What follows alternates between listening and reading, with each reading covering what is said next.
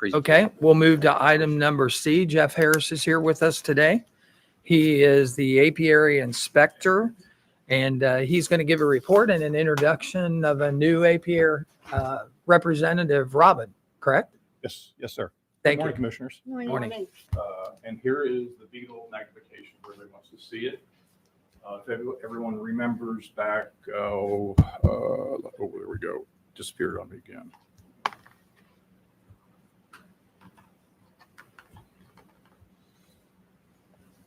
Okay. So this successful beekeeping in this county doesn't go without challenges. And this is a global challenge here. It has been a global migration since, the late 90s out of Africa. And I suspect it came over here on maybe some hurricane winds, essentially. In the global migration, it probably came to North America first. We have been assaulted by this thing for some time. And it looks like a cute little bug, and that's what the commissioners looked at. It actually looks like a little ladybug, but it is a nasty animal. Some known adversities like varroa mite and the beetle can make things very difficult for the beekeepers. These things started around the early 80s with the varroa mite that wasn't here until then. And now that's over the entire globe. And this animal is moving everywhere that's not cold, essentially. So it's hitting later in Asia. It hit Europe not that long ago, and they just don't know what to do with it. So we've learned to manage it here locally, fortunately. Here on Monday, February 25th, 2019, I believe Commissioner Painter and Commissioner Corcoran were here when I displayed this picture here. And I reported there was an outbreak of this, and it is now endemic. So it's here, and it's not going to go away.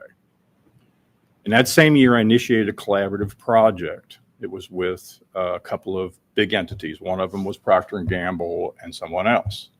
They supplied materials for us to manage this and do field trials at the same time. I want to report in 2019, that same year, when we deployed a tried and true field experiment, we were able to manage 90% of the beetles in this county.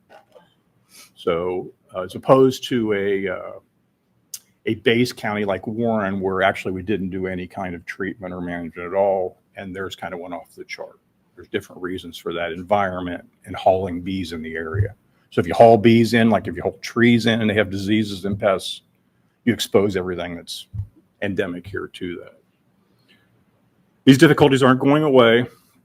This year's inspections did indicate an uptick of this animal. So the vigilance and persistence must not be taken for granted and jeopardize the good work in this county, because the beekeepers work really hard here. And so the animal there that you just looked at, there's probably 6 in that vial. They're very productive. Each beetle is capable of producing 300 beetles every 45 days. So the 6 beetles you see there in 45 days could produce 1,500. Given 90 days, the 6 beetles you see in that container, gone unchecked, could produce 500,000 beetles. Very productive, and they can actually cycle about 5 or 6 times a year. See, we're talking about billions of beetles. So can we roll that video? I want to show the infestation of what this beetle actually does. I kind of skipped that video there. This is something that happens in a hive when these go crazy. Now here I am opening a hive. This is local. It's not that far away. See the beetles there? Oh, wow. Yeah, that hive's done. When I walk over and I open that box, there's that many beetles. There's more beetles than bees in that box, and they succumb. And the problem is that hive there is dead, essentially. It's just walking dead, if you would. Those beetles will cycle and go to other hives. And it's not a problem just of Clermont County. This is international. And what do those beetles want in the hive? Do they want the actual production of what the bees does? Yeah, well, they actually eat the young, Mm-hmm. the larva, the honey, the wax. It's everything pretty much the beetles or the bees are putting out. And they chase them around like a Pac-Man animal. They're like little tanks. If you saw it in a little container there, Mm-hmm. again, they're like a ladybug. Nobody out here saw it, but it's like a ladybug, and you just can't assault it in any way. And these particular bees that we have, the very nice Apis mellifera, that's what all of Europe has essentially, England, Japan. We've imported them all over the world because it's the bee we work with. Whether you call it an Italian or Russian and many other names, it's still an Apis mellifera.